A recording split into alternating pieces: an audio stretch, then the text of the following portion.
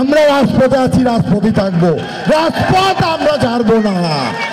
হাসিনার বাপের রাজপথ না এটা, এখন এটা হাসিনার বাপের বাড়ি না, হাসিনার বাপের বাড়ি আছে।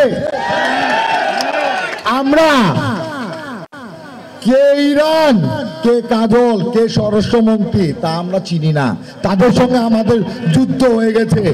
এখন আমাদের দরকার সংগঠিত হয়ে যুবদল আগে যেরকম ছিল তার চেয়ে আরো বেশি সংগঠিত হয়ে রাজপথে থেকে আমরা দেশ ও মানুষের পাশে থাকবো এবং দেশ নায়ক তারেক রহমান যে নির্দেশনা দিবে ঢাকা মহানগর এবং ঢাকা সেন্ট্রাল নয়ন ভাই এবং মুন্না ভাইকে আমরা সেইভাবে কাজ করব ইনশাআল্লাহ।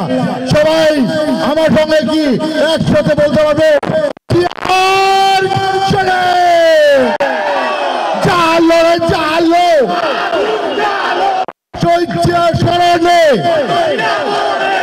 বাংলাদেশের প্রাণ তারেক রহমান, তারেক রহমান বীরের বেশে আসবে ফিরে বাংলাদেশে।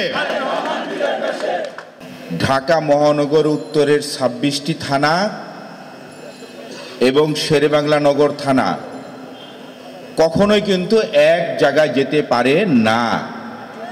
একটা যথেষ্ট আমাদের আদর্শের জনক শহীদ প্রেসিডেন্ট জিয়াউর রহমানের সমাধিস্থল শেরেবাংলার মাটিতে। দীর্ঘদিন ধরে গত 17টি বছর আপনারা আন্দোলন সংগ্রামে যারা নেতৃত্ব দিয়ে এসেছেন, আপনারা ইউনিট কমিটিগুলো বিভিন্ন পরিবেশ পরিস্থিতির কারণে এতদিন করতে পারেননি, সেটা আমরা অবগত আছি।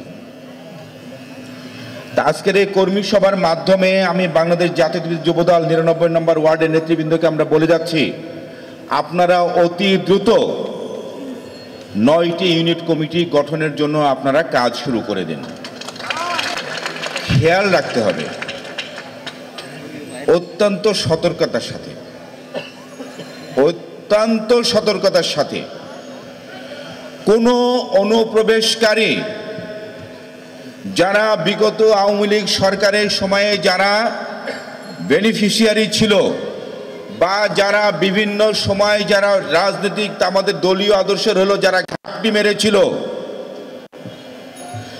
তারা যেন ইউনিট কমিটিতে আসতে না পারে। যারা বিগত আন্দোলন সংগ্রামে রাজপথে ছিল, যারা আন্দোলন সংগ্রামে যারা নির্যাতিত হয়েছে, যারা জেল খেটেছে, যাদের নামে মামলা হয়েছে, যারা হামলার শিকার হয়েছে, আমরা সেই সমস্ত নেতাকর্মীকে দেখতে চাই, এর বাইরে কারো ঠাঁই নাই। আমাদের নেতা তারেক রহমান অত্যন্ত পরিষ্কারভাবে বলেছিলেন, যারা দলের নির্দেশ অমান্য করে বিশৃঙ্খলা সৃষ্টি করবে, মানুষের দুঃখ দুর্দশা বৃদ্ধি করবে, যারা দলের দুর্নাম করবে, যারা দলের নাম ভাঙিয়ে চাঁদাবাজি করবে, তারা কখনো আমাদের দলের কর্মী হতে পারে না। সে তার পরিচয়, সে একজন দুর্বৃত্ত।